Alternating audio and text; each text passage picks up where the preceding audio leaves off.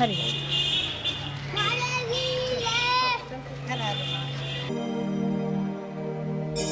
बोली शिव महापुराण भगवान की जय, शंकर भगवान की जय।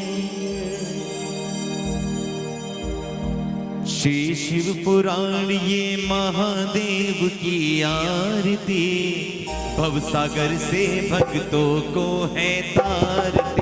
श्री शिव पुराण ये महादेव की आरती, भवसागर से भक्तों को है तारती। श्री शिव पुराण ये महादेव की आरती, भवसागर से भक्तों को है तारती। श्री शिव पुराण ये महादेव की आरती, भवसागर से भक्तों को है तारती। श्री शिव पुराण ये महादेव की आरती, भवसागर से भक्तों को है तारती। भगवान भी जन्म लेकर आते हैं, अवतार लेकर आते हैं, और उस अवतार में जो वो कर्म करते हैं वे अपने पद चिन्ह छोड़ कर जाते हैं कि तुम्हारे लिए मैंने मार्ग बना दिया है, और ईश्वर के उसी मार्ग को पकड़ के हमें चलना चाहिए, तभी हमारा कल्याण होगा। कोई भी शास्त्र, कोई भी कथा आपसे क्या कहना चाहती है, उसके अर्थ को समझने का प्रयास करना चाहिए। तो जो भी आप थोड़ा बहुत अपने संग्रहित कर पाते हो मस्तिष्क में, उसको अपने जीवन में उतारना आरंभ कर देना चाहिए। कथा को केवल मनोरंजन की दृष्टि से नहीं सुनना चाहिए, कथा को भगवान के चरित्र में उतर कर, भगवान की भक्ति में ओतप्रोत होकर जो कथा सुनता है उसी का कल्याण होता है। तो पूर्ण भाव के साथ, पूर्ण श्रद्धा के साथ जो मेरे महादेव की कथा सुनता है, जो उनके चरित्र का श्रवण करता है, जो उनके भक्ति रस में डूब जाता है, उसकी नैया पार लगते देर नहीं लगती। ऐसे भूत भावन भगवान भोलेनाथ, सारे जगत के कल्याण करता, देव दानव मानव सबके द्वारा पूजित महादेव की कथा का दूसरे दिन के कथा का रसपान करेंगे। आज मन जरा भजन में डुबकी लगाने का कर रहा है। एक भजन के साथ कथा का आरंभ करेंगे। एक प्यारा सा भजन, भोले की भक्ति में जो सबको डुबो दे, ऐसा भजन गाकर और फिर कथा का।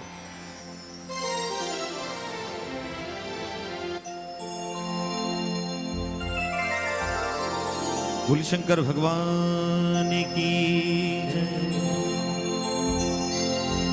हो मेरे सिर पर रख दो भोले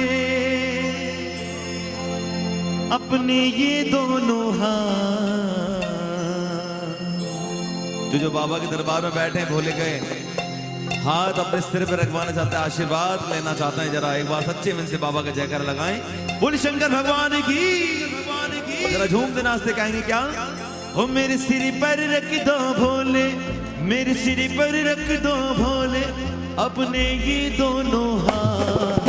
देना हो तो दीजिए जन्म जन्म का साथ, देना हो तो दीजिए जन्म जन्म का साथ, और देना हो तो दीजिए जन्म जन्म का साथ, देना हो तो दीजिए जन्म जन्म का साथ। हो मेरे सिर पर रख दो भोले, मेरे सिर पर रख दो भोले अपने ये दोनों हाथ। देना हो तो दीजिए जन्म जन्म का साथ, देना हो तो दीजिए जन्म जन्म का साथ। बड़ा एहसान होगा तेरा उपकार होगा, बड़ा एहसान होगा तेरा उद्धार होगा।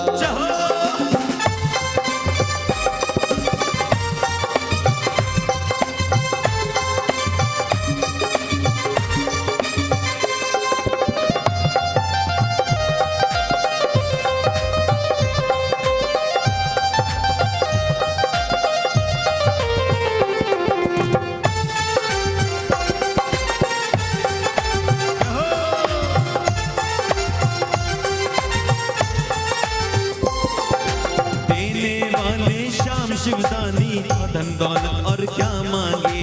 देने वाले शिव हो तो धन दौलत क्या मांगे। महादेव से मांगे तो फिर नाम और इज्जत क्या मांगे। महादेव से मांगे तो और नाम और इज्जत क्या मांगे। मेरे जीवन में तू कर दे, मेरे जीवन में तू कर दे अब कृपा की बरसात। देना हो तो दीजिए जन्म जन्म का साथ। बोले देना हो तो दीजिए जन्म जन्म का साथ। वो मेरे सिर पर रख दो शंकर, मेरे सिर पर रख दो भोले, मेरे सिर पर रख दो अपने ये दोनों हाथ। देना हो तो दीजिए जन्म जन्म का साथ। देना हो तो दीजिए जन्म जन्म का साथ। हाँ देना हो तो दीजिए जन्म जन्म का साथ। देना हो तो दीजिए जन्म जन्म का साथ।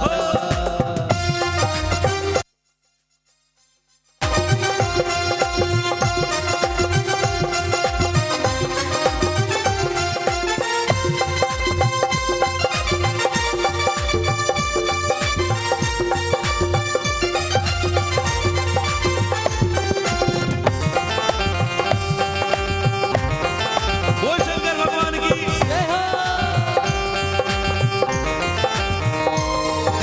भोले तेरे चरणों की धूली धन दौलत से महंगी। भोले तेरे चरणों की और धूल में भोले बाबा के चरणों की धूल लेकिन धन दौलत से ही महंगी है। तो बड़ी सुंदर बात है। भोले तेरे चरणों की धूल धन दौलत से भी महंगी है। भोले तेरे चरणों की दुल्हन दौलत से महंगी है। एक नजर कृपा की बाबा नाम इज्जत से महंगी है।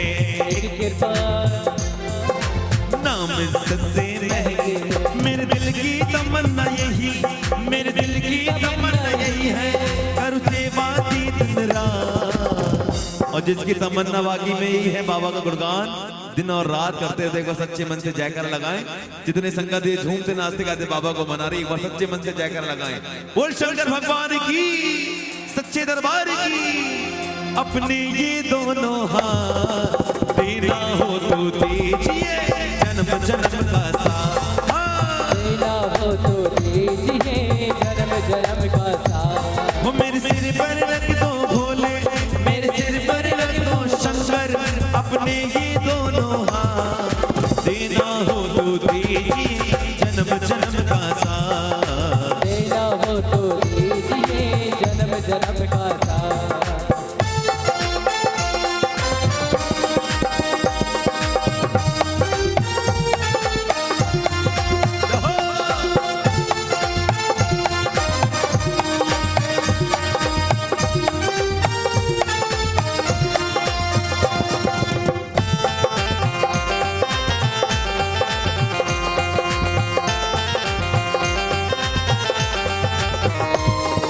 झुलस रहे हैं गम की धूप में प्यार की छैया कर दो तुम।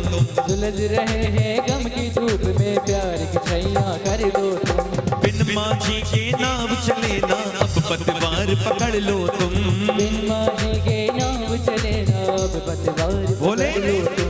झुलस रहे हैं गम की धूप में प्यार की छैया कर दो तुम। बिन माझी के नाम चले ना अब पतवार पकड़ लो। मेरा रास्ता रोशन कर दो, मेरा रास्ता रोशन कर दो छाई अंधियारी रात। गाएं एक बार, याद हो गया ना, कई बार गा दिया मैंने। देना हो तो दीजिए जन्म जन्म का साथ। देना हो तो दीजिए। आवाज कम आ रही है महाराज जी, आवाज कम आ रही है। एक बार वापस थोड़ा आवाज को बढ़ा के। अरे देना हो तो दीजिए। बाबा से ये नहीं मांगना बाबा थोड़ा ही दे दें, लेकिन जन्म जन्म का साथ जरूर मांगना। तो एक बार सच्चे मन से जयकार लगाएं। बोल शंकर भगवान की। और गाएंगे क्या?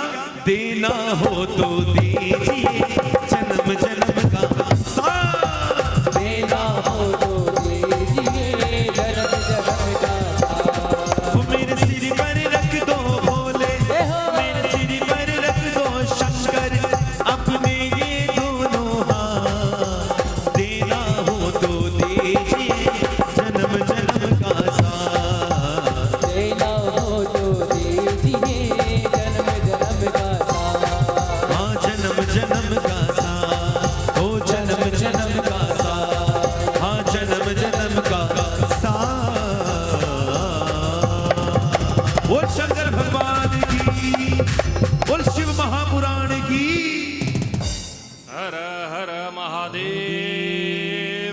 हर हर महादेव, हर हर महादेव।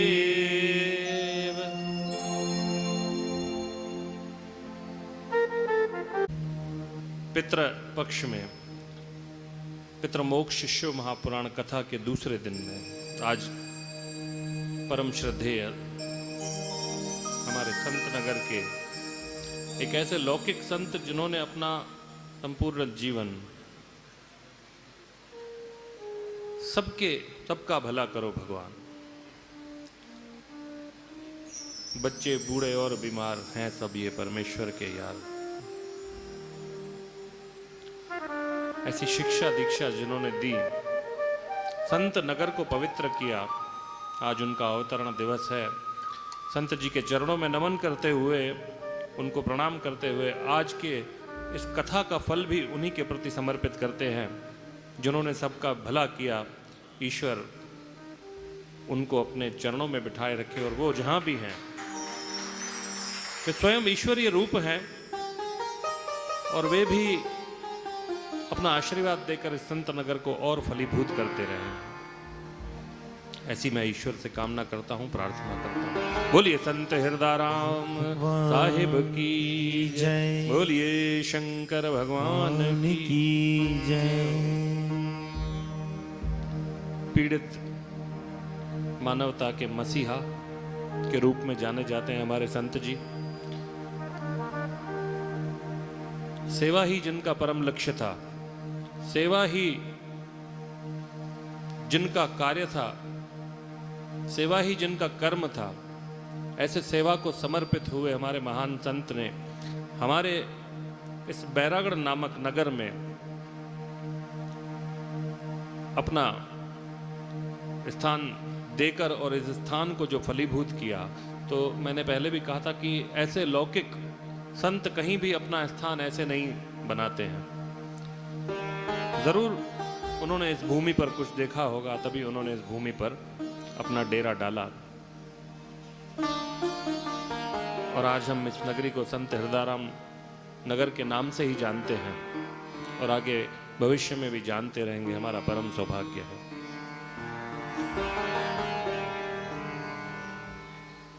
कल की कथा का विराम हुआ था ब्रह्मा और विष्णु के मध्य कुछ विवाद उत्पन्न हुआ श्रेष्ठता को लेकर। ब्रह्मा जी ने कहा मैं श्रेष्ठ, विष्णु जी ने कहा कि मैं श्रेष्ठ, आप मेरी नाभि कमल से उत्पन्न है, आपको मुझे प्रणाम करना चाहिए था। ब्रह्मा जी ने कहा मैं जगत का रचयिता हूं, मैं आपके द्वार पर आयो नारायण, आपको मुझे प्रणाम करना चाहिए था। और इस विवाद ने जब युद्ध का रूप धारण कर लिया, विवाद बड़ा युद्ध का रूप धारण किया, दोनों महाशक्तियां जब एक दूसरे के सम्मुख आई, तीनों लोकों में हाहाकार मचा। तब उनके इस विवाद को, उनके इस युद्ध को शांत करने के लिए देवादिदेव महादेव शिव शंभु ने अग्नि स्तंभ का रूप धारण किया और ब्रह्मा और विष्णु के मध्य एक अग्नि खंभ के रूप में आकर खड़े हो गए। अचानक से अपने युद्ध के बीच में एक अग्निखंभ को आया हुआ देखकर दोनों ब्रह्मा और विष्णु आश्चर्यचकित हुए कि ये तीसरा तत्व हम दोनों के मध्य में कौन आ गया जिसने हमारे युद्ध को विराम लगा दिया। और जब दोनों को कुछ समझ में नहीं आया तब ब्रह्मा और विष्णु ने यह निश्चित किया कि वैसे भी हमारे इस विवाद का, हमारे इस युद्ध का कोई परिणाम नहीं निकल रहा, तो क्यों न इस अग्निखंभ का जो अंत पता करके आएगा वही श्रेष्ठ कहलाएगा।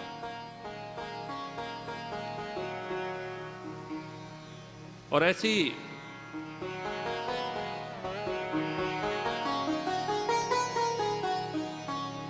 ऐसा निश्चित करके ब्रह्मा जी हंस पर सवार होकर आकाश मार्ग को जाते हैं और उस अग्नि खंभ का अंत ढूंढने के लिए आकाश की ओर गमन करते हैं। भगवान नारायण कश्यप का रूप धारण करके कछुआ बनकर पाताल लोक की तरफ जाते हैं और उस अग्नि खंभ का अंत ढूंढने के लिए पाताल की तरफ चलते चले जाते हैं। शास्त्र कहता है, शिव महापुराण की कथा कहती है कि न जाने कितनी चतुर्युगियां बीत गई, सतयुग, द्वापर, त्रेता, कलयुग, सब बार बार बार बार आकर चले गए, लेकिन कोई भी अंत उस अग्निखंभ का न ब्रह्मा जी जान पाए न विष्णु जी जान पाए। युग बीत गए लेकिन उसका कोई, क्योंकि अंत किसका? जो आदि मध्य अंत से रहित है, जिनका न आदि है न मध्य है न अंत है।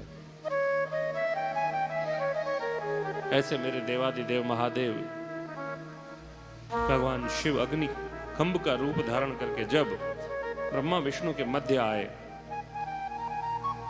कोई भी अंत नहीं ढूंढ पाए, तब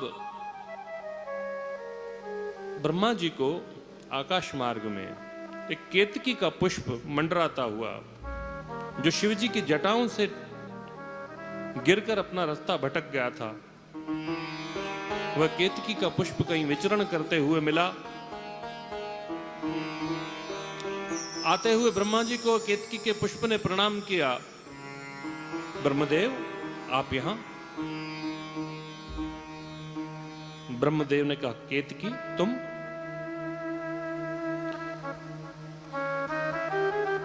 बोले हाँ ब्रह्मदेव, ये देवादिदेव महादेव का निष्कल स्वरूप है और मैं अपना रास्ता भटक कर इनकी जटाओं से जब से गिरा हूं तब से मैं पुनः अपने स्थान को प्राप्त नहीं कर पाया हूं।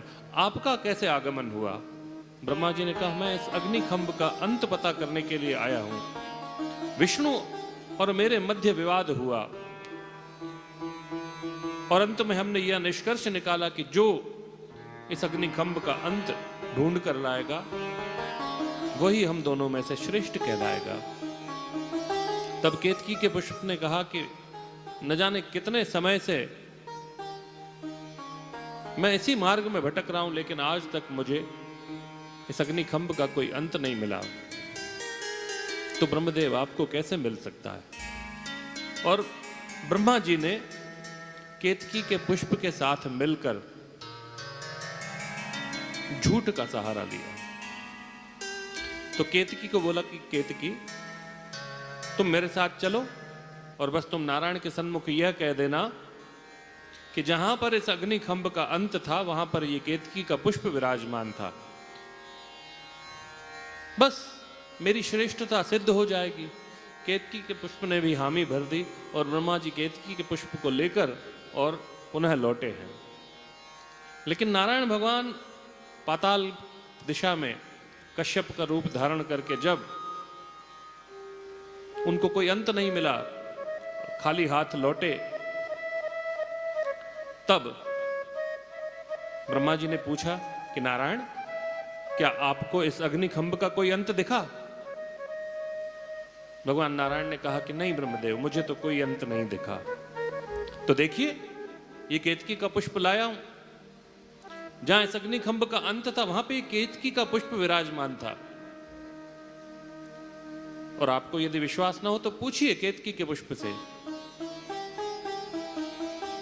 बिना नारायण के पूछे ही केतकी का पुष्प बड़बड़ाने लगा और बोलने लगा कि हाँ नारायण, जहां इस अग्निखंभ का अंत था वहां पर मैं विराजित था और ब्रह्मा जी मुझे वहीं से लेकर आए। जैसे ही ब्रह्मा जी द्वारा झूठ बोला गया, जैसे ही केतकी के पुष्प द्वारा झूठ बोला गया, भगवान शिव अपने निष्कल स्वरूप को त्याग कर क्रोधित अवस्था में उसी अग्निखंभ से प्रकट होकर और क्रोध में हुंकार भर के ब्रह्मा जी को बोला कि हे ब्रह्मदेव, आप सृष्टि के रचयिता होकर आप झूठ का आश्रय लेते हैं, झूठ का आश्रय लेते हैं। और हे केतकी के पुष्प, तुम्हें कहां से इस निष्कल खंभ का अंत मिल गया? जाओ, तुमने भी झूठ बोला है, आज से तुम कभी भी शिवलिंग पर नहीं चढ़ाए जाओगे। भगवान शिव ने निष्कासित कर दिया। तब से लेकर कभी भी शिवलिंग पर केतकी का पुष्प नहीं चढ़ाया जाता। जो केतकी का पुष्प शिवलिंग पर चढ़ाता है वह भी झूठ का भागी होता है, इसलिए कभी भी भूलकर केतकी का पुष्प शिवलिंग पर नहीं चढ़ाए। हे ब्रह्मदेव, आपने सृष्टि का रचयिता होकर झूठ कपट का सहारा लिया और अपनी भौहों के मध्य में से एक बाल तोड़कर शिव जी ने जो जमीन पर फेंका, भैरवनाथ की उत्पत्ति हुई। भैरव जी उत्पन्न हुए। भैरव जी ने प्रकट होते ही बोला कि आदेश, प्रभु आज्ञा करें। भगवान शिव क्रोधित अवस्था में थे। हे भैरव, ब्रह्मा जी के जिस मुख ने झूठ बोला है, कपट किया है, जाओ ब्रह्मा जी का वो मुख काट दो। ब्रह्मा जी का मुख काट दो, जिस मुख ने व्यर्थ का विलाप किया है, झूठ बोला है। और भैरव जी ने ब्रह्मा जी के पांचवें मुख को पकड़कर, पहले ब्रह्मा जी को 5 मुख होते थे, ब्रह्मा जी अब चतुर्मुखी है, तो 5वां मुख, जिस मुख से ब्रह्मा जी ने झूठ बोला, उस मुख को भैरव जी ने काट दिया। और जैसे ही ब्रह्मा जी का 5वां मुख कटा, वो मुख कट के और लुढ़कता लुढ़कता जहां जहां गया, रक्त की धार जो बहती गई,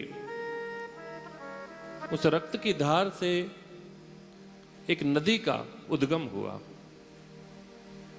कौन सी नदी? कर्मनाशा। कभी सुना? कर्मनाशिनी नदी है। आज भी जो विद्वान लोग हैं वो उसके निकट नहीं जाते। बड़े बड़े बोर्ड लगे हैं यूपी गवर्नमेंट के कि इस नदी के समीप ना जाएं, क्योंकि वो सारे आपके किए हुए पुण्य कर्मों का नाश कर देती है। ऐसी कर्मनाशना नदी है। यदि कोई भूल से भी उस नदी के जल को स्पर्श कर लेता है तो उसके सारे पुण्य कर्म नाश हो जाते हैं। ऐसी कर्मनाशा नदी ब्रह्मा जी के रक्त से प्रादुर्भावित हुई।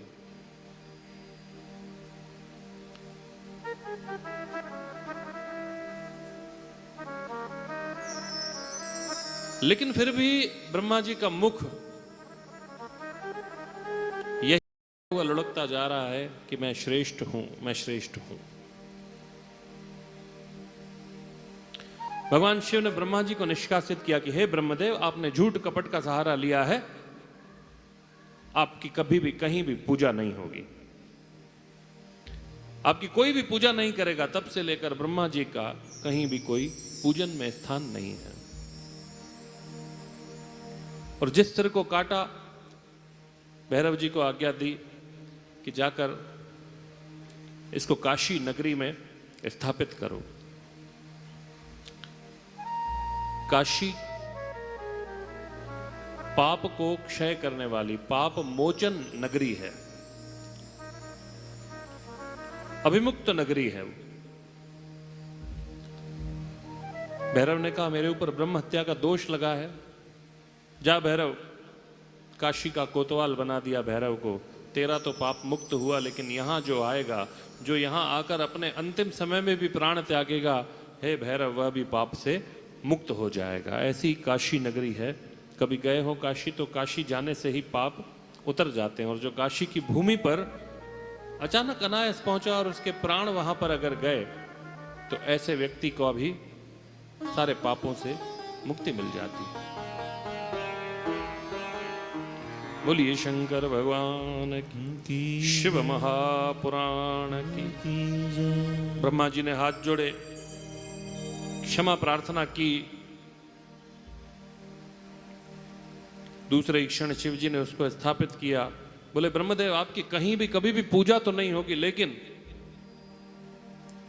जिस स्थान पर आपका भैरव जी मुंड स्थापित करेंगे वहां पर आपकी सदैव पूजा होगी। और जो वहां पर जो पूजा करके आएगा उसके सारे मनोरथ, सारे अभीष्ट सिद्ध होंगे। आप लोग कभी गए होंगे पुष्कर राज में। देखिए, कथा भी संयोगवश ऐसी निकल रही है कि पुष्कर में ब्रह्मा जी का मुंड स्थापित है और पुष्कर में संत हृदयराम जी साहेब का भी पुष्कर राज में एक स्थान है।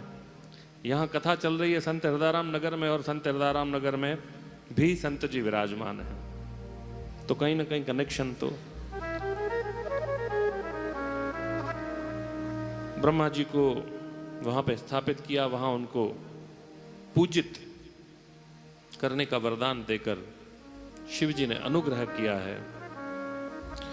और भगवान नारायण जिन्होंने सत्य पर खड़े रहे, सत्य पर डटे रहे, उनके ऊपर अनुग्रह करते हुए बोला कि हे नारायण, तुम अंतिम समय तक तुमने सत्य का पलड़ा नहीं छोड़ा, सत्य का दामन तुमने पकड़े रखा। हे नारायण, तुम घर घर में सत्य नारायण के रूप में पूजे जाओगे। बोलिए नारायण भगवान की जय। घर घर में पूजा होती है सत्य नारायण की। और केवल ऐसा नहीं कि ये पूजा केवल पूर्णिमा के दिन होती है, जब मन चाहे। सत्यम शिवम सुंदरम, जब मन होता है, जब कोई मांगलिक कार्य होता है, सत्यनारायण की कथा सत्य को विराजित करते हैं कि सत्य पर ही ईश्वर प्रसन्न होते हैं। और आप भी अपने जीवन में देखिए, शिव को सत्य प्रिय है। आप शिव जी पर दूध चढ़ाओ मत चढ़ाओ, कोई फर्क नहीं पड़ता। शिव जी पर जल चढ़ाओ मत चढ़ाओ, कोई फर्क नहीं पड़ता।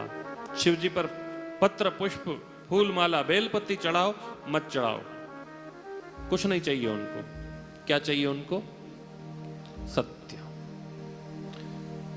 हृदय से जो सच्ची भक्ति है, केवल उसी को ग्रहण करते हैं महादेव। बाकी छल कपट ढोंग आडंबर दिखावा कुछ भी शिव के क्षेत्र में, शिव जी को कुछ भी प्रिय नहीं है। वो भांप लेते हैं कौन सत्य के साथ में मेरे आश्रय में है।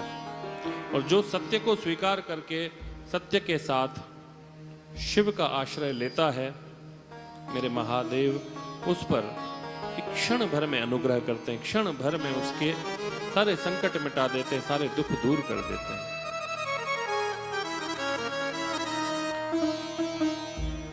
कभी भी मंदिर में जाएं तो लोटा भर के स्वयं का घर से लेकर जाइए, वरना आजकल तो शॉर्टकट सब हो गया है। मंदिर का ही लोटा, मंदिर की बाल्टी, मंदिर के शिवजी, मंदिर का ही दिया, मंदिर की बाती, सब मंदिर का। तो भगवान भी कहते हैं क्यों आई हो यहाँ पे, मुझे ही घर बुलवा लिया होता, मैं ही आ जाता, मुझे ही बुला लो वहां पे। एक पानी का लोटा भर के घर से जितने कदम चल के आप शिव मंदिर तक जाते हो, एक एक कदम चलने पर आपके न जाने कितने पापों का क्षय हो जाता है, न जाने कितने। ये माताएं हमारी हंस रही है, लगता है मंदिर का ही लोटा उपयोग करती हैं। तो अपने घर से जल लेकर जाइए, और जल भी कौन सा? जो पीने का घड़ा होता है, घड़े को अच्छे से मांझकर पूरा उसको अच्छे से साफ करके, जब उसको हम पीने योग्य बनाते हैं, भरते हैं, उसमें से पहला लोटा शिवजी के नाम का निकलेगा, तो कभी भी आपके पितर जो हैं वो अतृप्त नहीं रहेंगे, हमेशा पितर तृप्त हो जाते हैं। उसी से पितरों को मोक्ष मिल जाता है। बोलिए शंकर भगवान की जय। एक लोटा जल सभी समस्याओं का हल, एक लोटा जल। क्योंकि पुराने समय में जब हमारी माताएं घर में पीने का पानी भरती थी, तो सबसे पहला लोटा निकलता था शिव जी के नाम का, वो चढ़ता था शिवलिंग पर, और उसी से हमारे पितर तृप्ति को प्राप्त करते थे। और आजकल ये सारी परंपराएं, सारे संस्कार बंद हो गए हैं। तो सुनने में आता है कि पितृदोष है, कालसर्प दोष है, फलाना है, ढिमका है, बहुत सारे। तो ये कहां से आते हैं? जब हम अपने धर्म की, जब हम अपने सनातन धर्म की संस्कृति की मानना छोड़ देते हैं, जब वो सारी मर्यादाएं त्याग कर देते हैं, तभी तो ऐसे पितृदोष जैसे दोष हमारे ऊपर लगते हैं। जब हमारे पितृ अतृप्त होंगे तो भला फिर हम कहाँ से तृप्त रह सकते हैं। इसीलिए पितरों को तृप्ति करने के लिए एक लोटा जल अपने घर से निकालिए, पितरों के नाम का शिव जी पर चढ़ाइए, पितरों को भी तृप्त कीजिए और आपके पितर फिर पुनः आपको तृप्त करेंगे। बोलिए शंकर भगवान की जय। शिव महापुराण की हर हर महादेव, हर हर महादेव, हर हर महादेव। इतने सरल एक लोटा जल उस पर तृप्त होकर आपके पितरों को तार देते हैं, आपके समस्याओं का समाधान कर देते हैं, आपके मनोरथों को पूर्ण कर देते हैं। ऐसे मेरे महादेव। और घर की जो पहली रोटी है, कभी भी माताएं बहनें ध्यान में रखें, क्योंकि यह कार्य माताओं और बहनों के हाथ में ही होता है, खाना बनाना। अब पुरुष कभी कभी बना लेते होंगे हफ्ते में एक आध बार, लेकिन घर की पहली रोटी जो है वो गाय के नाम की निकलनी चाहिए। गौ माता आपके द्वार पर आती है तो आपके काल का हरण करने आती है। 3 लोग आपके काल का हरण करते हैं अगर वे अचानक अनायास आपके घर के द्वार पर आते हैं। मैंने पहले भी बताया था कथा में, 3 लोग। घर की बहन बेटी अगर घर पे आ जाए, अचानक घर पे आ गई, समझिए आपके काल का हरण करने के लिए आई हैं। इसीलिए कभी भी बहनें आ जाती हैं घर पे, ये ध्यान से आप लोगों को सुनना चाहिए। कभी भी बहन या बेटी अचानक अनायास घर पर आ जाए, समझो कि हमारा अमंगल भगाने आई है, हमारा मंगल करने आई है, हमारे काल का हरण करने आई है। दूसरा कौन? गौ माता। जब गौ माता अचानक आकर द्वार पर खड़ी हो जाए, समझिए कि आपके काल का हरण करने आई है, आपके अमंगल का नाश करने आई है। ये ईश्वर ने ही भेजा है उसको, मेरे महादेव ने भेजा है कि हे गौ माता, जाकर द्वार पर खड़ी हो जाओ, मेरे भक्त के साथ कोई अमंगल ना हो। और कई बार आपने देखा होगा, गाय गौ माता इतना जिद भी करती है द्वार से हटने के लिए कि डंडा दिखाओ तो ना हटेंगी, पानी का छींटा मारो तो ना हटेंगी, खूब प्रयास करो, कोई पूंछ पकड़ के भगाना चाहे तो भी नहीं हटेंगी, लेकिन मुंह में एक रोटी डाल दो तो रास्ता निकाल देंगे। ये हमने सभी ने अनुभव किया होगा, कई बार किया होगा। तो गौ माता कहती है कि एक रोटी दे तो तेरा जो नुकसान होना है वो मैं काटूं और फिर तो जाऊं। तो पहली रोटी आप निकाल के गौ माता की रखिए, उनको खिलाइए। और कभी भी गाय आपके द्वार पर आती है तो खाली हाथ ना जाए, ये प्रयास कीजिए, कुछ न कुछ गौ माता के मुख में डालिए। तीसरा, कोई साधु, कोई संत, कोई ब्राह्मण, कोई सन्यासी अचानक आपके द्वार पर आ जाए। आप कहीं जा रहे हो, घर से ताला लगा के, और कहीं जाने की तैयारी में हो, अचानक कोई साधु संत कोई ऐसे आ गए महात्मा, तो मन में ये भाव मत लाना कि अरे इनको भी अभी आना था। नहीं, साधु संत महात्मा भी ऐसे कहीं पर नहीं पहुंचते।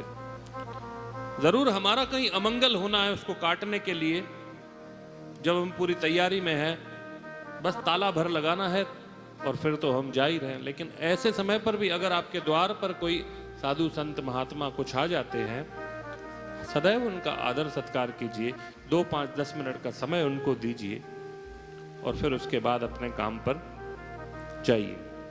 ये 3 लोग आपके हमेशा काल का हरण करने के लिए ही आपके द्वार पर आते हैं। हमेशा इन चीजों का ध्यान में रखिए। हर हर महादेव, हर हर महादेव, हर हर महादेव। आज एकादशी है, किस किस के घर पर श्राद्ध था आज?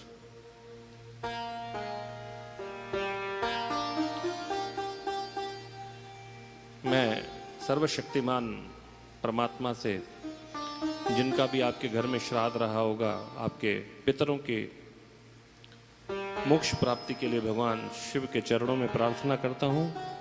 भगवान उनके आत्मा को शांति प्रदान करके और अपने चरणों में उनको स्थान दे। एकादशी पर कभी भी चावल नहीं बनाने चाहिए घर पर। इस बात का पितरों की एकादशी ही नहीं, जो 24 एकादशियां लगती हैं, सारी एकादशी पर आपको ये ध्यान रखना चाहिए कि कभी भी चावल घर पे ना बनाए। एकादशी के दिन एक एक चावल का दाना ग्रहण करना 100 कीड़े खाने के बराबर है। एक चावल का दाना अगर आपने खाया, आपने सैकड़ों कीड़े खा लिए, ऐसा फल प्राप्त होता है। इसलिए कभी भी एकादशी पर चावल न श्राद्ध के भोजन में दें और ना ही अपने भोजन में आप इस्तेमाल करें। चावल बनाना वर्जित है।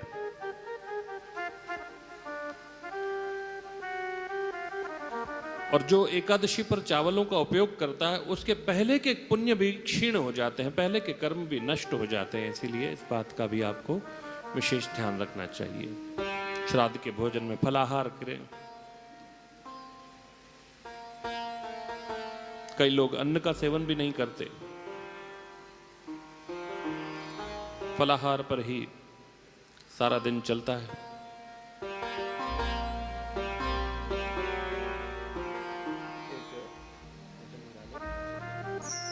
हर हर महादेव। बोलिए नारायण भगवान की, शिव शंकर महादेव की, मोक्षदायिनी एकादशी की जय हो।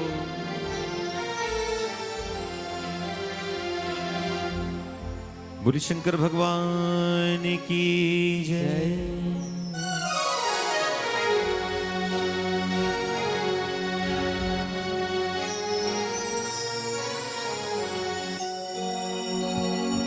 आइए बड़े भाव से बाबा के मनाते हैं सुंदर से भजन के साथ।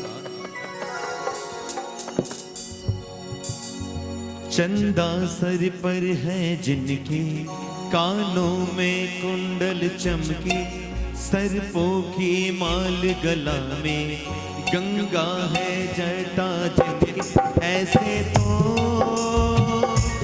बोला शंकर है। शंकर को वंदन है, ऐसे तो बोला शंकर है। शंकर को वंदन है। चंदा सिर पर है जिनके, कानों में कुंडल चमके, सर्पों की माल गले में, गंगा है जटा जिनके, ऐसे तो भोला शंकर है। शंकर को वंदन है। ऐसे तो भोला शंकर है। शंकर को वंदन है।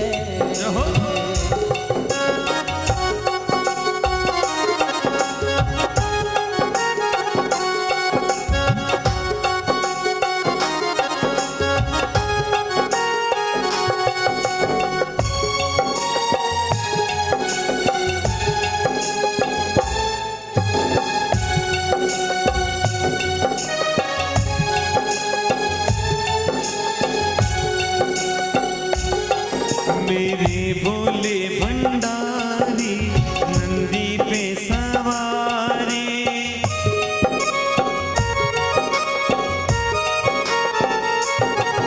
मेरे भोले भंडारी की नंदी पे सवारी, नंदी की सवारी लागे हमको है प्यारी।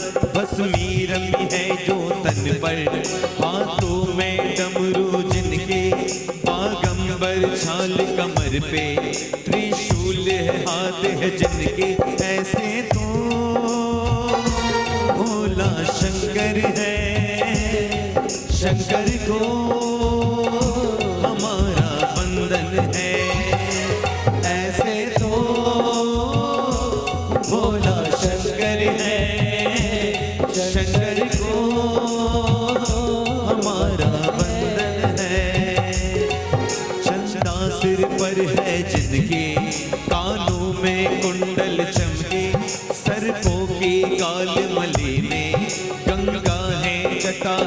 के ऐसे तो भोला शंकर है, शंकर को वंदन है। ऐसे तो भोला शंकर है, शंकर को वंदन है।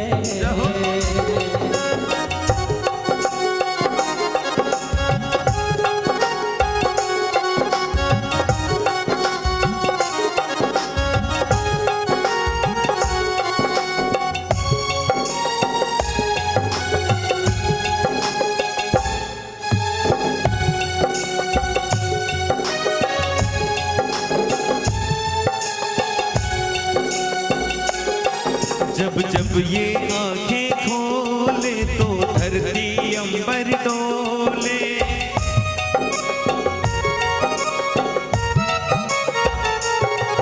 जब जब ये आंखें खोले तो धरती अंबर डोले, धरती अंबर डोले। देव तो क्या ब्रह्मांड, ये देव तो क्या ब्रह्मांड भी। जय शिव शंकर ही बोले, मुखड़े पर तेज है दम के, एक नेत्र ललाट पे चिनके। रुद्राक्ष भी गले में धारे हैं, शंकर को हमारे प्यारे हैं। इसे तो भोला शंकर है, शंकर को हमारा वंदन है। गाइए। मेरे भोले भंडारी नंदी की है रखवारी। मेरे भोला भंडारी नंदी की है सवारी। संतो भोला भाला है, दुनिया में बड़ा मत वाला है। ये शंकर को भोला वाला है, दुनिया में वाला है। चंदा सिर पर है जिनके, कानों में कुंडल दमके। सरबों के माल गले में, गंगा है जटा में जिनके। ऐसे तो भोला शंकर है, शंकर को वंदन है। हाँ, ऐसे तो भोला शंकर है, शंकर को हमारा वंदन है। हो ऐसे तो भोला शंकर है, शंकर को हमारा वंदन है। ऐसे तो भोला शंकर है, शंकर को हमारा वंदन है। ऐसे वंदन है, वंदन है। वंदन है। बोल शंकर भगवान की,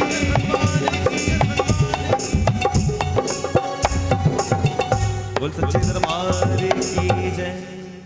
हर हर महादेव, हर हर महादेव। कंजूसाई मत करो, जोर से बोलो हर हर महादेव। वहां तो बड़ा धीरे धीरे पैसे निकलते हैं, लेकिन जब भगवान की कथा मैंने बताया था कि कथा में जब कीर्तन में बैठे हैं तो आपको भगवान के नाम का जहां भी उद्घोष करने का अवसर मिले, दिल खोल के और जितनी ताकत लगे उतनी जोर से बोलना चाहिए। हर हर महादेव, हर हर महादेव। अच्छा, आज एकादशी है, व्रत रखा हुआ है, तभी आवाज नहीं निकल रही। एकादशी से याद है, अच्छा उपवास कौन कौन रखता है? हमारे पंडित जी भी रखते हैं। एक परिवार में एक बच्चा पैदा हुआ, बड़ा हष्ट पुष्ट, जब मिले तब खाए, जब मिले तब खाए, खाता ही जाए, खाता ही जाए। न एकादशी देखे न कुछ देखे, बस जब मिले भोजन तब चपड़ चपड़ चपड़ चपड़। आखिर घर वालों ने परेशान होकर धक्का देके निकाल दिया, भाई निकल, तू क्या है, सीधा सरल था। बोले क्या करें, कहाँ जाए, घूमता घामता फिर थोड़ी देर वापस घर लौट आया। घर वालों ने कहा, अरे तुम फिर आ गए? बोले हमने सोचा हमें निकाल के पछता रहे होंगे आप। बोले अरे कोई नहीं पछता रहे, तू तो जा। फिर धक्के दे के निकाल दिया। अब जो निकला तो कहाँ जाए, हैरान परेशान। थोड़ा घूमते घामते एक आश्रम दिखा। आश्रम में पहुंचा संत जी के पास तो देखा संत जी भी हष्ट पुष्ट मस्त। कुछ देर बाद संत जी के चेले पधारे तो वो भी एकदम आहा हष्ट पुष्ट। बोले ये तो सब अपने वाले ही हैं, अपना इंतजाम तो हो गया। और गया संत जी के पास, आप कौन? संत जी बोले हम इस मंदिर के सेवक हैं। बोले अच्छा अच्छा, आप महंत हो? बोले और बोले ये कौन? बोले ये हमारे चेले हैं।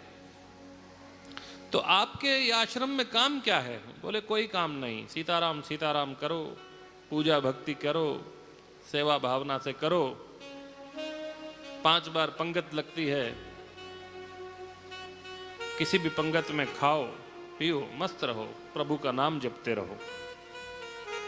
बोले अच्छा, तो हमें भी अपना चेला बना लो, हमें भी अपना चेला बना लो। बोले ठीक है। लो कंठी माला धारण करी, सीताराम का जाप कर मंत्र दिया। बोले लेकिन गुरुजी एक बात तो बताओ, कोई हर्ज तो नहीं अगर हम 5 पंगत में बैठ जाएं खाने के लिए? तो बोले इतना खाते हो क्या? बोले अब क्या करें? बोले कोई हर्ज नहीं, ठीक है, बैठ जाया करो पंगत में, जब तुम्हारा मन चाहे खा लिया करो। अब वो जब बैठा पंगत में खाने के लिए, खाए जाए खाए जाए खाए जाए, तो किसी ने कहा अरे भाई बीच बीच में थोड़ा पानी तो पियो, बीच बीच में थोड़ा पानी तो पियो। तो बोला बीच तो आए। अब वो इतना खाए कि उसका कोई बीच में बीच ही नहीं आए, खाए जाए खाए जाए।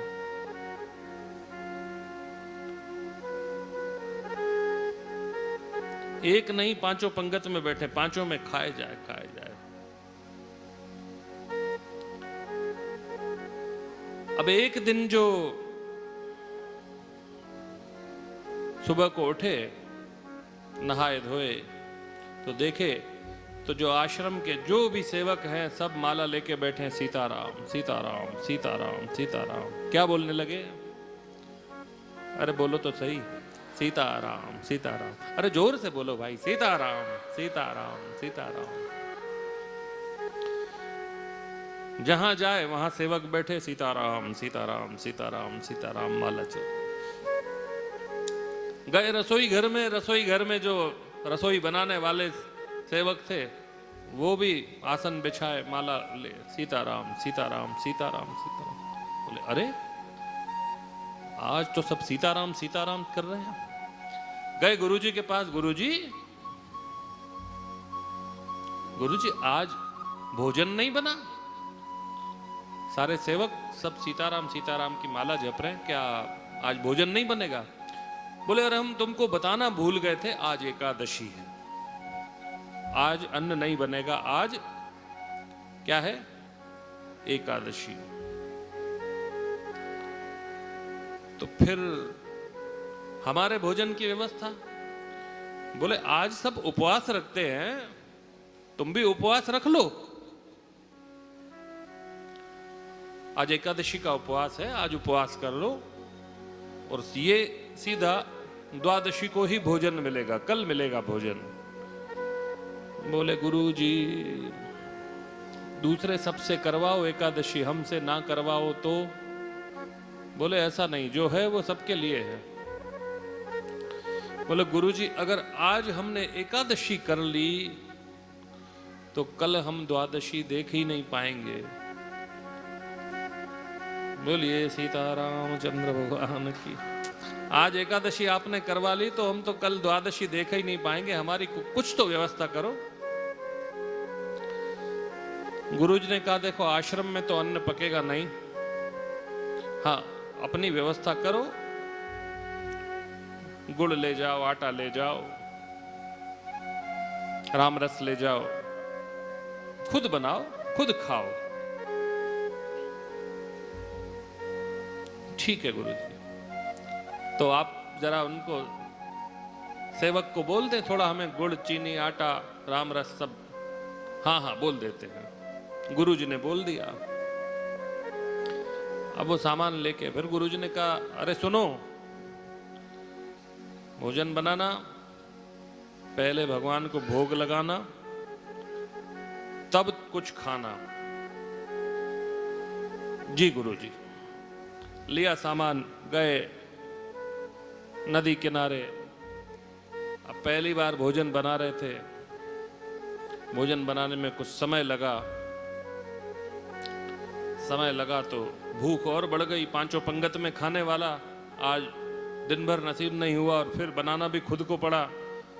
जब वो जब बना के तैयार हो गया, अब जैसे ही खाने के लिए बैठा तो याद आया गुरुजी ने कहा पहले भगवान को भोग लगाना और फिर कुछ खाना।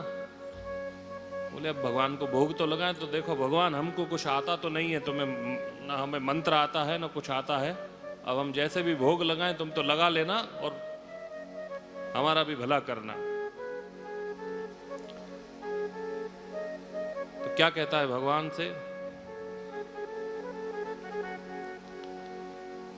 कि राजा राम आइए, सीताराम आइए, मेरे भोजन का भोग लगाइए।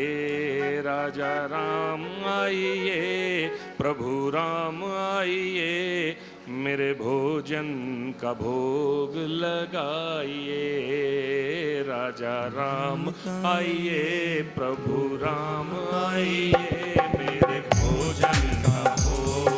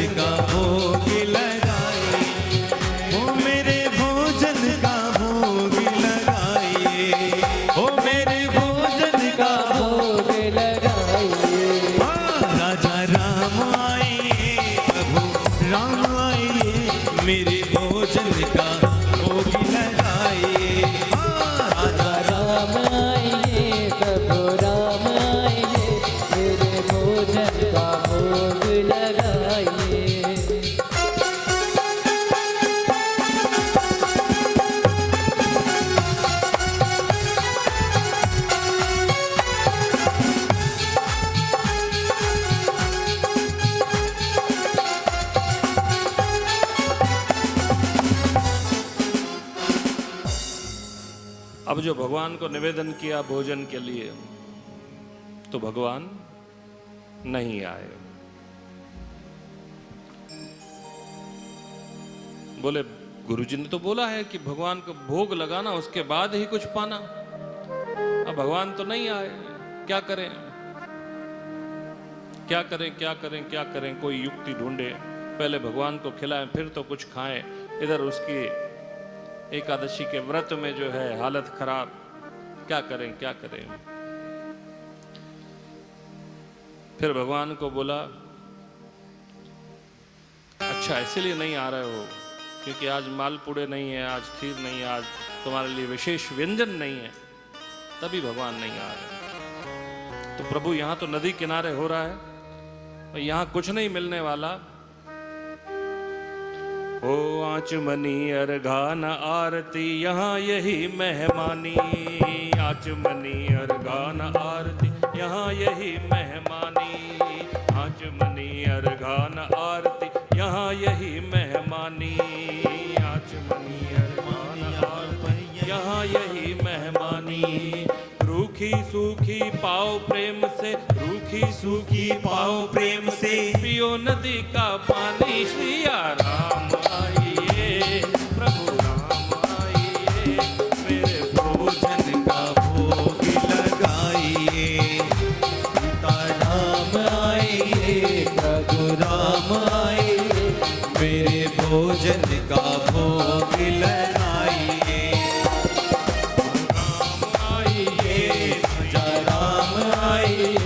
मेरे भोजन का भोग लगाइए। ओ सीता राम आइए, राजा राम आइए, मेरे भोजन का भोग लगाइए। मेरे भोजन का भोग लगाइए। अब भगवान को जब बताया कि यहाँ पे ना आचमनी है, ना अर्घा है, ना आरती है, जो भी है रूखी सूखी यहीं पे है,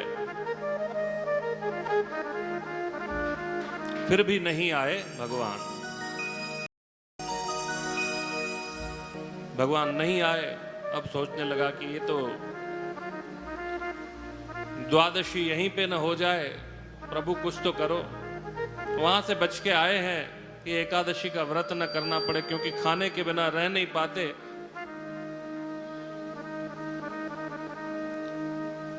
कैसे रह जाएं भगवान को, क्या करें। फिर भगवान को कहता है कि देखो भगवान, यहां तो फिर भी रूखी सूखी मिल जाएगी, नदी का पानी मिल जाएगा, आश्रम में तो आज कुछ भी नहीं है। क्या है, आश्रम में तो आज कुछ भी नहीं मिलेगा, जो भी मिलेगा यहां मिलेगा फिर भी। तो फिर जो भगवान को बोला, ओ भूल करोगे यज तज दोगे भोजन रूखे सूखे, भूल करोगे यदि तज दोगे भोजन रूखे सूखे, भूल करोगे यज तज दोगे भोजन रूखे सूखे, भूल करोगे यदि तज दोगे भोजन रूखे सूखे। एकादशी आज मंदिर में, एकादशी आज मंदिर में बैठे रहोगे भूखे। प्रभु राम आइए, प्रभु राम आइए, मेरे भोजन का भोग लगाइए, मेरे भोजन का भोग लगाइए। ओ राजा राम आइए, प्रभु राम आइए, मेरे भोजन का भोग लगाइए। ओ मेरे भोजन का भोग लगाइए, मेरे भोजन का भोग लगाइए। ओ राजा राम आइए, प्रभु राम आइए, मेरे भोजन का भोग लगाइए। ओ राजा राम आइए, प्रभु राम आइए, मेरे भोजन का भोग लगाइए।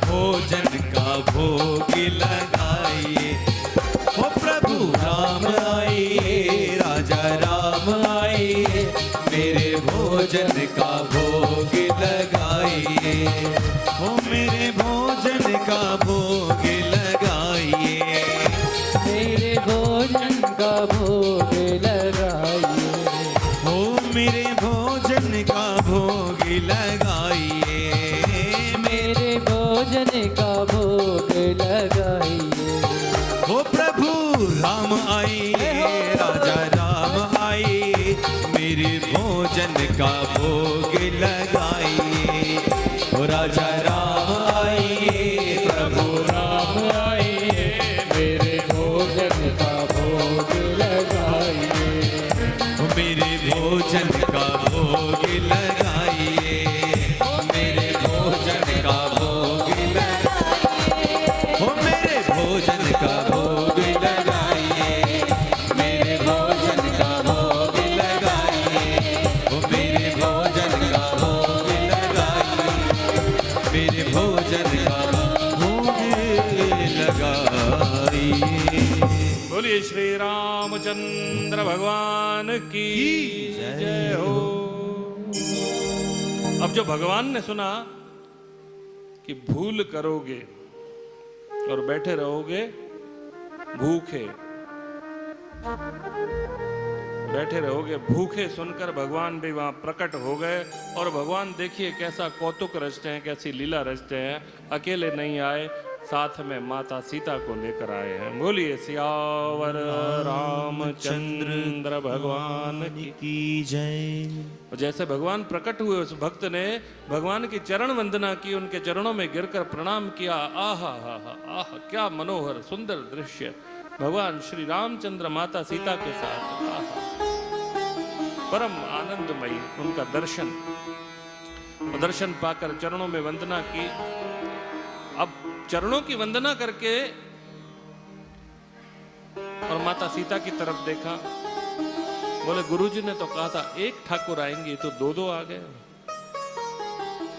गुरुजी ने कहा था एक आएंगे, तो दो दो आ गए। अब क्या करें। अब एक बार माता सीता की तरफ देखे और दूसरी तरफ अपने रोटियों की तरफ देखे।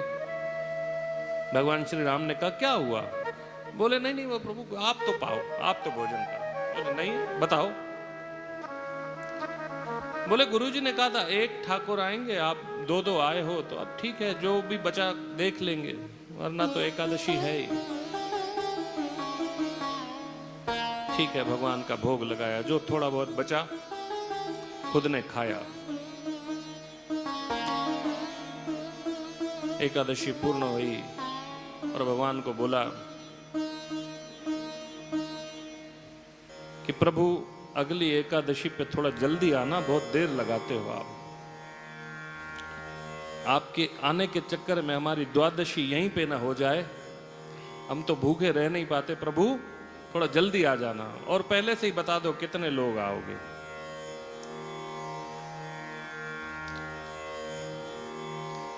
भगवान अंतर ध्यान हो गए कुछ बिना बताए।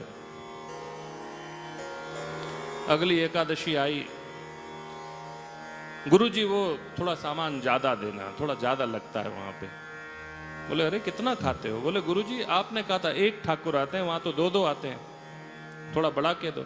गुरुजी ने भी सोचा कि भगवान का नाम लेकर, और ठीक है चलो थोड़ा बढ़ा के दे दो सामान। अब थोड़ा सामान बढ़ा कर दिया। आए नदी किनारे और फिर से जब सामान पूरा अपना बनाने लगे, पूरा भोजन जब बनाकर तैयार कर लिया, और फिर एक बार भगवान को पुकार लगाई। क्या कहा? प्रभु राम आइए, श्री राम आइए, सिया राम आइए, मेरे भोजन का भोग लगाइए। राम आइए, राजा राम आइए, मेरे भोजन का भोग लगाइए। ओ राजा राम आइए, प्रभु राम आइए, मेरे भोजन का भोग लगाइए। मेरे भोजन का भोग लगाइए। हो मेरे भोजन का भोग लगाइए। अब भगवान तो मानो तैयार ही बैठे थे। जैसे ही उसने भगवान का आह्वान किया, तो अब की बार माता सीता तो साथ में थी, साथ में लक्ष्मण जी भी साथ में थे। अब लक्ष्मण जी को साथ में देखकर वो और आश्चर्यचकित, पहले एक को बुलाया तो दो आए, अब दो के हिसाब का भोजन बनाया तो ये तीन आ गए। बोले प्रभु ये आपके साथ में कौन है? श्री रामचंद्र जी ने कहा हमारे भाई हैं, छोटे भाई हैं हमारे। बोले प्रभु सगे भाई हैं? बोले हाँ सगे भाई हैं। सगे हैं कि यहीं कहीं के लगे फुगे? अरे भाई सगे भाई हैं। अच्छा अच्छा ठीक है प्रभु, आप तो भोजन पाइए। और भगवान को भोग लगाया, जो बचा कुचा सो खाया। प्रभु अब बता दो अगली एकादशी पे कौन कौन आएगा? फिर भगवान अंतर ध्यान बिना कुछ बताए अब वो गए गुरुजी के पास। बोले गुरुजी समझ में नहीं आता, हम एक को बुलाते हैं तो दो आते हैं, दो को बुलाते हैं तो तीन आ जाते हैं, आप थोड़ा सामान हमें बढ़ा कर दे दो, हमें कम पड़ जाता है, हमारी एकादशी पे तो हमें कुछ मिल नहीं पाता। अब गुरुजी ने भी सोचा कि पता नहीं ये क्या करता है, सामान ले जाता है, बेचता है, क्या करता है, चलो इसको बढ़ा कर तो दे दो, फिर इसकी निगरानी करते हैं। अब गुरुजी ने बोरा रखवा दिया सिर पे, पूरा कंप्लीट सामान दे दिया, पूरा का पूरा ला जा। अब वो भी पहुंचा। बोले भगवान तो कुछ बताते नहीं है कि कितने लोग आएंगे, हम भी क्या करें। और जाके नदी किनारे सामान रख दिया और खुद बैठ गया पेड़ के नीचे, खाना बनाया नहीं। और फिर भगवान को आह्वान किया, बुलाने लगा, आप देखें कितने आते हैं, जितने आएंगे खुद बनाएं खुद खाएं, मिलना तो हमें कुछ है नहीं, हम काहे के लिए मेहनत करें। बोलिए श्री रामचंद्र भगवान की जय। सामान रख के पेड़ के नीचे खुद भी बैठ गया और फिर से बोला, प्रभु राम आइए, सिया राम आइए, मेरे भोजन का भोग लगाइए। राजा राम आइए, प्रभु राम आइए, मेरे भोजन का भोग लगाइए। राजा राम आइए, प्रभु राम आइए, मेरे भोजन का भोग लगाइए। भोजन का भोग लगाइए। और जो उसने ऐसा कहा तो अब की बार पूरा का पूरा राम दरबार प्रत्यक्ष रूप से उसके सामने आ गया। बोलिए सियावर रामचंद्र भगवान की जय हो। राम दरबार की श्री रामचंद्र, माता सीता, लक्ष्मण, भरत, शत्रुघ्न और साथ में पवन पुत्र हनुमान भी साथ में उपस्थित हुए। बोलिए पवन पुत्र हनुमान की जय। अब जो वो बोरा लाया तो सोचा कि इसमें से तो कुछ मिलेगा, 11 शेर लाया हूं, कुछ तो मिलेगा। लेकिन जो देखा पूरे राम दरबार को तो हैरान रह गया। भगवान ने कहा तुमने भोजन नहीं बनाया? बोले काय को बनाया, मिलता तो कुछ है नहीं और आप बताते भी कुछ हो नहीं, कितने आओगे, क्या करें, इसीलिए हमने लाके रखा है, खुद ही बनाओ और खुद ही पाओ। जब हमें कुछ मिलना ही नहीं हम क्यों करें। अब माता सीता बनाने लगी हैं भोजन, शत्रुघ्न और भरत जी लाने लगे हैं लकड़ियां, लक्ष्मण जी ले आ रहे हैं पानी भर के और हनुमान जी बैठे हैं पूरा चूल्हा चौकी में माता का साथ देने के लिए। और वो पेड़ के नीचे बैठ के देख रहा है। अब बार बार हनुमान जी को देखे कि जो कुछ बचना होगा वो भी बचना तो है नहीं, जो थोड़ी बहुत उम्मीद होती है वो भी उसकी हनुमान जी को देखकर समाप्त हो जाए कि ये कुछ बचना भी होगा तो ये बचने नहीं देंगे, इतनी हष्टपुष्ट विशाल का ये देह।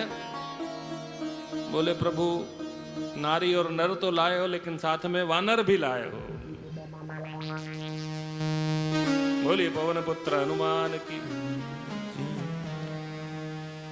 अब जो माता सीता ने भोजन बनाया और जिस जिसको सूचना मिली कि साक्षात वो जगत जननी, वो माता भवानी, वो जगदम्बा, वो लक्ष्मी, वो सरस्वती, वो स्वयं अन्नपूर्णा बन के अपने हाथ से अन्न बना रही हैं, तो जो भी सिद्ध मुनि ऋषि सबको पता चले, वो सब दौड़ दौड़ कर आने लगे कि एक एक दाना भी अगर मिल जाए तो हमारे तो परम सौभाग्य। और ये ऋषियों मुनियों का टोला, जहां से देखो वहां से वो ऋषि मुनि साधु संत वहां एकत्रित होने लगे। और जब उसने देखा कि ये सब कहाँ आ रहे हैं और उनसे पता किया कि भाई आप लोग कहाँ, बोले अरे आज माता अन्नपूर्णा स्वयं जो है वो अन्न बना रही है, तो एक अन्न का दाना मिलेगा तो हमारा तो कल्याण हो जाएगा, इसीलिए हम आए हैं। बोला लो, अभी थोड़ी बहुत जो उम्मीद बची थी कि वानर से भी कुछ बच गया, तो जो थोड़ा बहुत मिलेगा अब वो भी मिलने से रहा, अब ये होगा भी तो ये भी नहीं प्राप्त होने देंगे।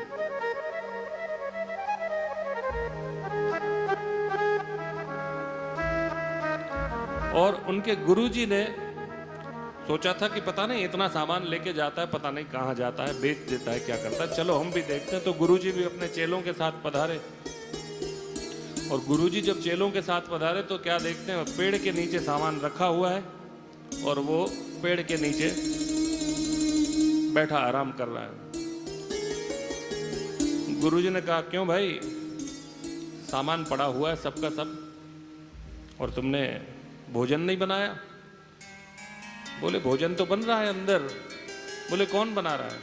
बोले एक तो गुरुजी आपने ठाकुर जी ऐसे सौंपे हैं, एक को बुलाओ तो 2 आते हैं, 2 को बुलाओ तो 4 आ जाते हैं, 4 को बुलाओ तो पूरी की पूरी पंगत आ जाती है, हम करें तो क्या करें? तो बोले हमें क्यों नहीं दिखते भगवान, हमें नहीं दिख रहे, तुम भगवान के नाम से हमसे झूठ बोलते हो, तुम सामान बेचते हो, क्या करते हो? अब वो भगवान को बोले आप हमारे गुरुजी को क्यों नहीं दिखते, वो हमें झूठा समझ रहे हैं, आप उनको भी दर्शन दो। बोले देखो तुम्हारे जो गुरुजी हैं वो इतने सरल नहीं जितने तुम सरल हो।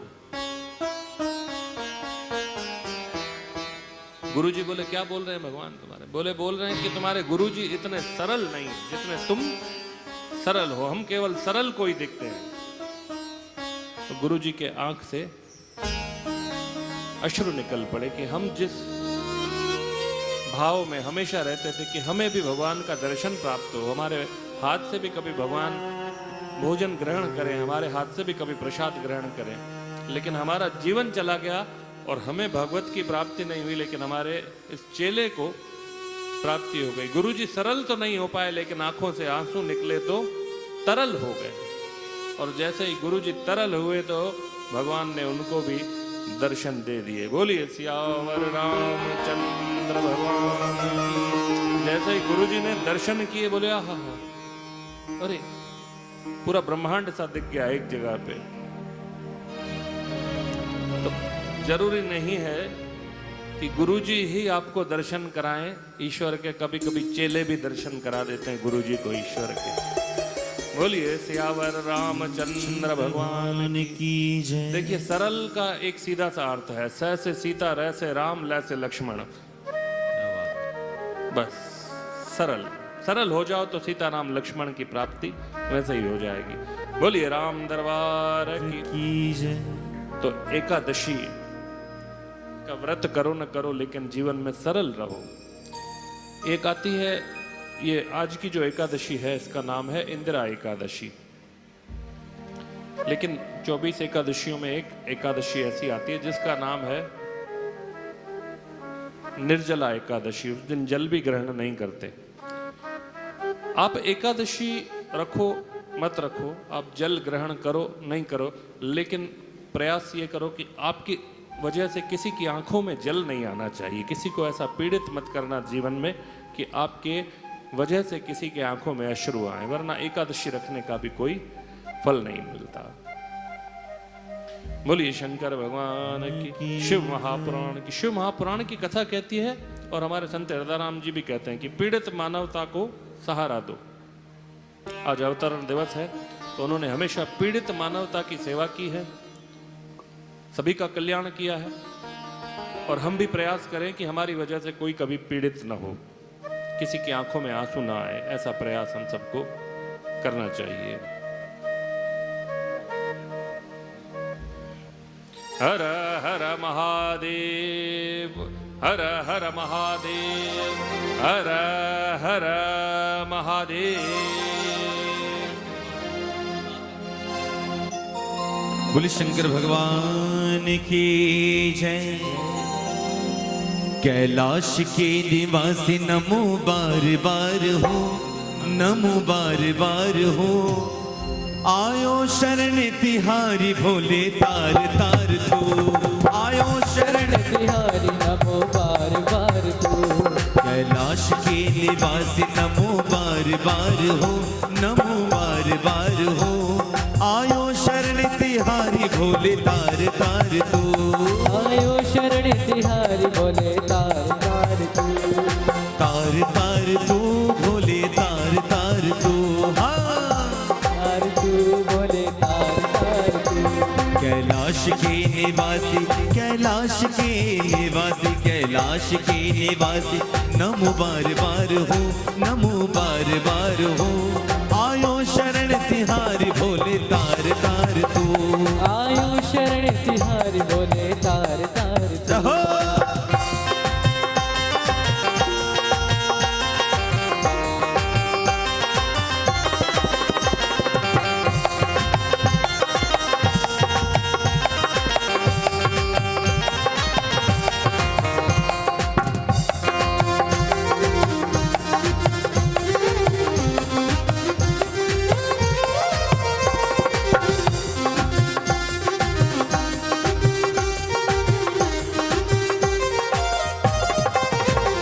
भक्तों को कभी शिव तूने निराश ना किया, भक्तों को तूने कभी निराश ना किया।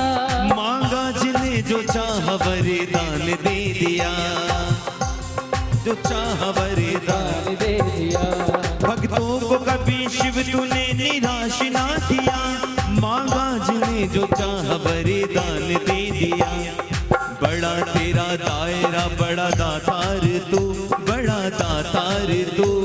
आयो शरण तिहारी भोले तार तार तू, आयो शरण तिहारी भोले तार तार तू। आयो शरण तिहारी भोले तार तार तू। आयो शरण तिहारी भोले तार तार तू। जहो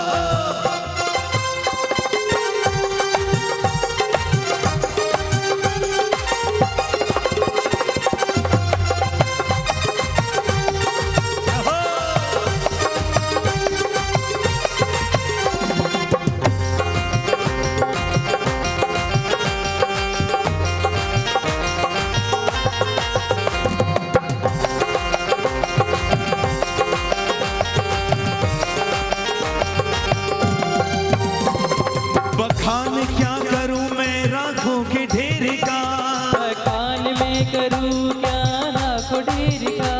बखान क्या करूं मैं राखों के ढेर का। बखान क्या करूं मैं लाखों के ढेर का। शक्ति भभूति में है खजाना कुबेर का, में खजाना कुबेर का। है गंगधार मुक्तिधार ओमकार तू, है गंगधार मुक्तिधार ओमकार तू। आयो कहा है कि आयो शरण तिहारी भोले तार तार तू।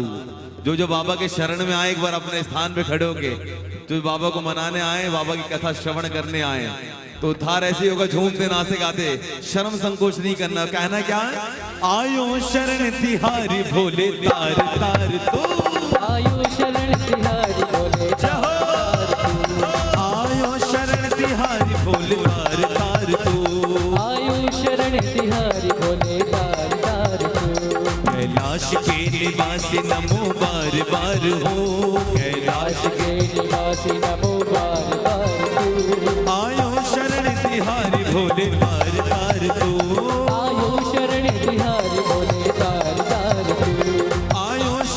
तिहारी भोले तार तार तू। आयो शरण तिहारी भोले तार तार तू। जहो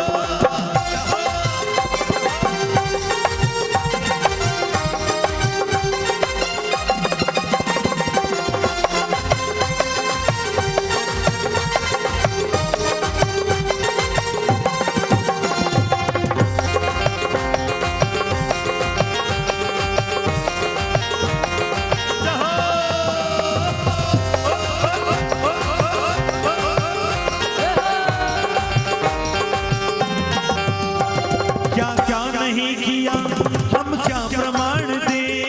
क्या नहीं किया हम क्या प्रमाण दे। बस गए थे लोग शंभु तेरे दान से। ये बात सच बात है, जिसको भोले बाबा की कृपा हुई है ना, वो कहीं प्रमाण देने लायक नहीं है। कितने कृपा बरसाई है बाबा ने। कहा है क्या क्या क्या नहीं दिया हम क्या प्रमाण दे। क्या क्या नहीं दिया हम क्या प्रमाण दे। बस गए थे लोग शंभु तेरे दान से। लोग शंभु तेरे दान से। जहर पिया जीवन दिया, जहर पिया जीवन दिया। तार तू कितना दातार तू। एक बार गाएंगे सभी लोग, ये रिदम नहीं बजेगी। आयो शरण तिहारी भोले तार तार तू। क्या बात है, क्या आयो शरण तिहारी भोले तार तार तू। आयो शरण तिहारी भोले तार तार। कैलाश के निवास नमो बार बार हो। कैलाश के निवास नमो बार बार तू। आयो शरण तिहारी भोले तार तार तू। आयो शरण तिहारी नमो बार बार तू। हो आयो शरण तिहारी भोले तार तार तू। आयो शरण तिहारी भोले तार तार तू।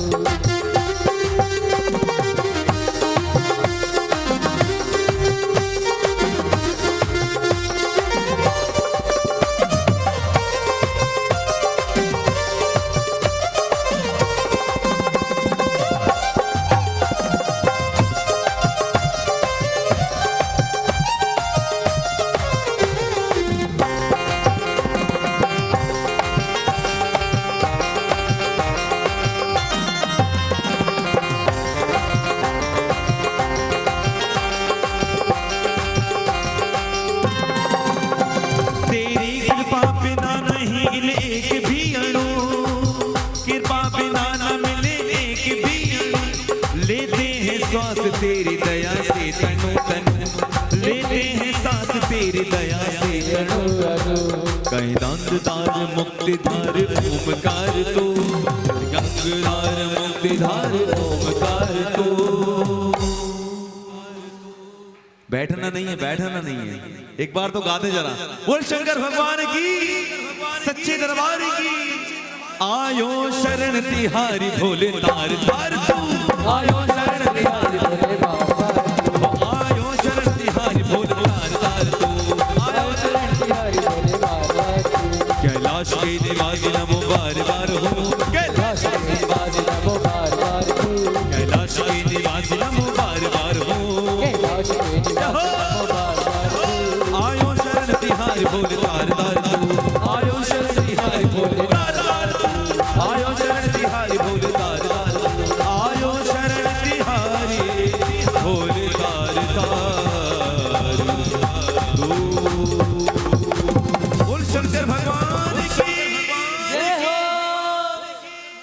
हर हर महादेव, हर हर महादेव, हर हर महादेव।